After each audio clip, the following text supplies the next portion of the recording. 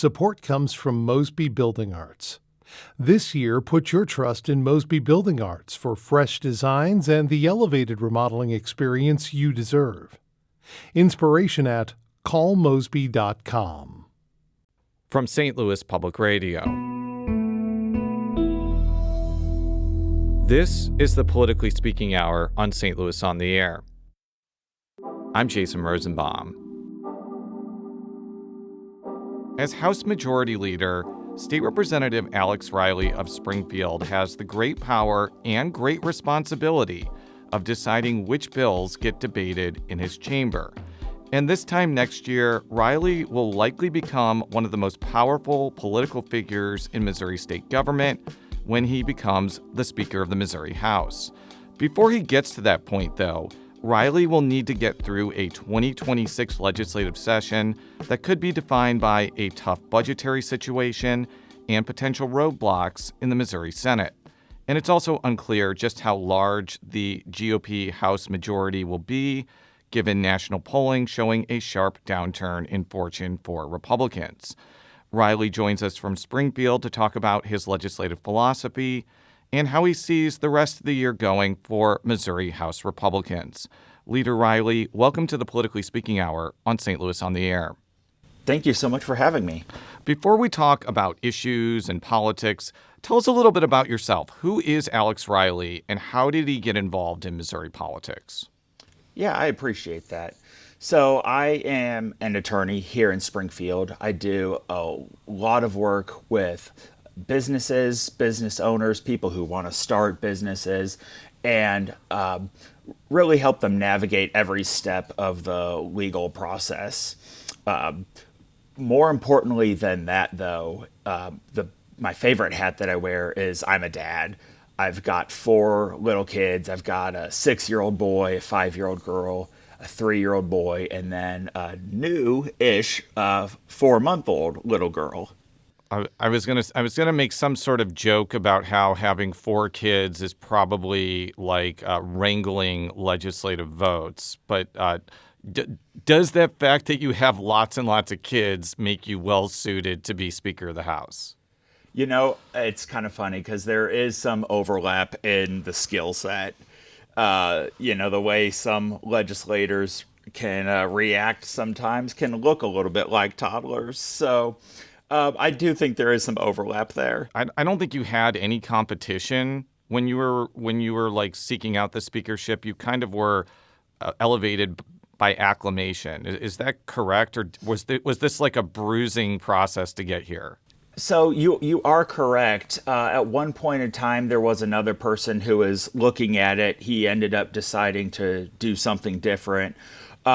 So for me, a lot of it, I think, was because I spent a lot of time building relationships with every faction within the House Republican caucus.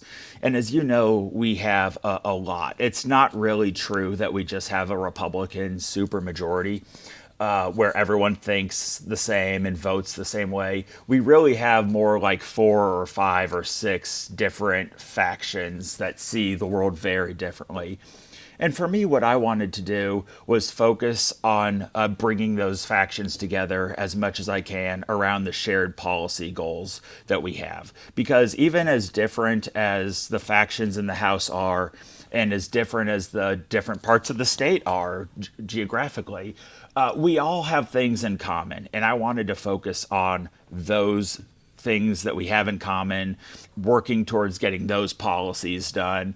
And that was something that the caucus appreciated. And I think the results sort of speak for themselves at this point. So let's talk about the current legislative session. We talked about Missouri Governor Mike Kehoe's income tax plan in the prior segment. That proposal is being shepherded by House Speaker John Patterson. My understanding is there was a new version of this ballot proposal that was recently put forward that's different from the one that a lot of people saw after the State of the State. Do you think that the end result will ultimately mirror what Kehoe talked about in his speech, which means a 5-year phase out, triggers that will stop the phase out if revenue declines, and perhaps some carve-outs to expanding the sales tax, meaning that it wouldn't be applied to things like agriculture, healthcare, or real estate. I do. In broad strokes, I do think that's where we end up. As far as the exact legislation that's been filed, I do think it's going to look different by the time it makes it all the way through the process. The legislative process is supposed to be hard. It's supposed to have lots of diverse viewpoints that are represented and have those views taken into account as much as they can. So I think there's going to be changes to those bills as they go through committee and as they go onto the floor of the House and ultimately work their way through the Senate too. So I think broadly speaking, it's going to end up something like what the governor has talked about in his State of the State address. But I do think the exact language will look different than what's been filed so far. We actually asked the governor about what sort of thing Missouri has that would generate a lot of revenue if the income tax went away. He said tourism. And look, I like going to Branson as much as everybody else. I like Lake of the Ozarks too. Would you concede, though, that those type of destinations are not nearly as big of draws as places like Florida or Nevada or even Tennessee? Missouri just may not have that thing that could attract a lot of revenue like those other states. I would agree to a point that we don't have the same tourism draws as Florida and California. California is not a no income tax state, but we certainly don't have the same tourism draws as other parts of the country. At the same time, one of the things that we do have that's different, that makes us strong, and that I think makes this work, is we have a very diverse economy. We aren't as dependent on one particular thing. We have a manufacturing base. We have a strong services sector. We have a strong agriculture sector. We have a lot of things that help make our economy diverse and strong. And I think that will help too. One of the reasons why expectations for the 2026 session are frankly kind of low is that Senate Democrats may try to slow the process down even on non-controversial measures. We saw that this week when they were filibustering gubernatorial nominees. Will that make it more difficult to pass things like the income tax plan we've talked about, or even things that are not overtly controversial but may be used as leverage? Because Democrats in the Senate are still very upset that debate was cut off so much, both in the regular and special sessions last year. Yeah, I do think that is likely. One thing I would note from my perspective, policy debates are absolutely fair game. Republicans and Democrats, and as we've talked about, different factions within the Republican parties and the Democrat Party see the world very differently when it comes to policy and what they think is the best thing for the state and for their constituents. What I hope we don't see, and I think will be nothing but damaging for the state, is if you see people holding up non-controversial, overwhelmingly bipartisan things for their own political advantage. That's what concerns me the most. And I hope once we get through these first few weeks of session, or maybe even the first couple months of session, as we're trying to work through the bumps and navigate some of those past hurt feelings, which I understand and respect, I would just want to make sure that there is a group that is willing to govern and do the things that we need to do to make our state grow and thrive. And when we have bipartisan things, especially things that we just all agree, hey, we need to do this. I'll say, we're working on bills right now in the House on sex trafficking, which is a big problem across the state of Missouri, certainly along the I-44 corridor, which attaches, my hometown of Springfield to yours there in St. Louis, that we can set aside some of the partisan bickering to work together on those types of things to help the people in our state. So there is a political role to being the speaker designee. You basically are responsible for making sure the House Republicans have a good election night this November. And I'm going to criticize, I guess, like journalist prognosticators in Missouri, including myself. There's been predictions for years that the GOP would lose their supermajority in the House, only for Democratic gains to be minimal or non-existent. But if it is a very bad election year for Republicans nationally, and at this point in time, which is, I guess, January 23rd, 2026, the polls are not looking great for Republicans nationally. Is it possible this is a year where your caucus does not come out election night unscathed and you might lose a few seats just because the national environment swings back toward the Democrats? I think every single year, to your point, we hear prognostications that the Republicans are going to lose seats, and sometimes large numbers of seats in the House of Representatives and even in the Senate too, including even last year when, as late as September and October, folks, including some in the minority party leadership, were talking that they thought that we were going to, we as Republicans were going to lose 5+ seats. And then we ended up coming into the session with the exact same number of representatives as we did in the prior General Assembly. So I think at this point, it's really too early to say which way the cycle is going to go. I will say from my perspective, we have a very strong bench of incoming candidates. We have really strong candidates in a lot of the swing districts, whether it's the St. Louis suburban area, the Kansas City suburban area, or here in Springfield. We have some really strong candidates.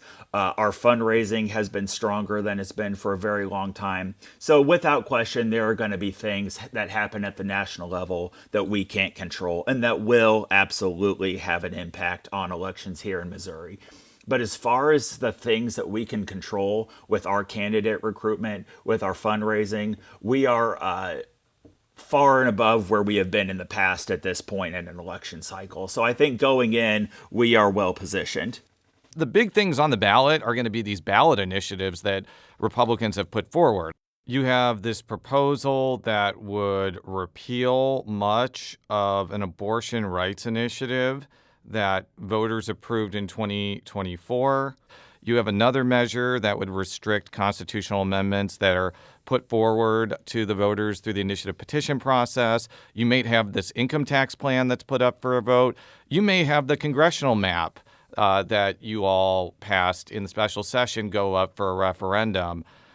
I got to go back to the national environment again, though, because you may run the best campaigns for all those things I just mentioned, but they could all be brought down if Democratic turnout is high because it's a midterm election under a Republican president. Is that a fair thing to assume, that it's not going to be easy to pass any of these things if it is not a great year overall for Republicans nationally? Absolutely. I don't disagree with that assessment at all. I think that right now, and understandably so, you do see a high level of Democrat enthusiasm for showing up at the polls and voting.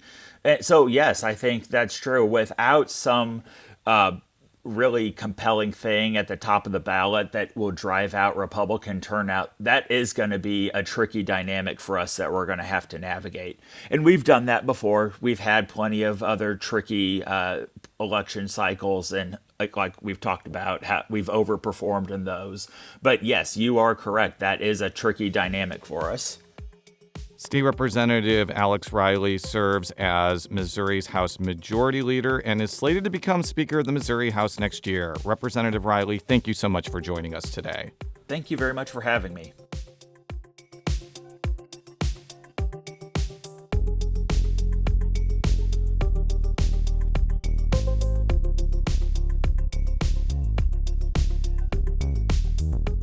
Today's episode was produced by Jason Rosenbaum. Our audio engineer is Aaron Dorr. This podcast was mixed and edited by Aaron. Our executive producer is Alex Hoyer. St. Louis on the Air is a production of St. Louis Public Radio.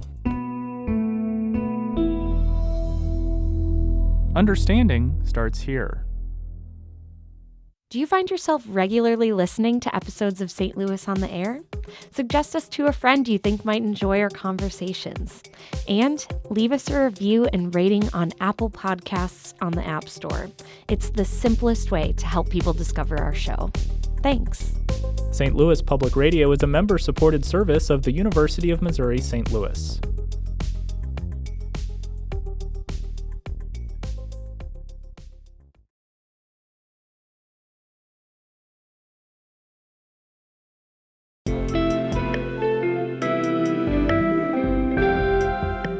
The Gateway brings you the day's news each weekday from around the St. Louis region and the state capitals in Jefferson City. Our schools are accredited.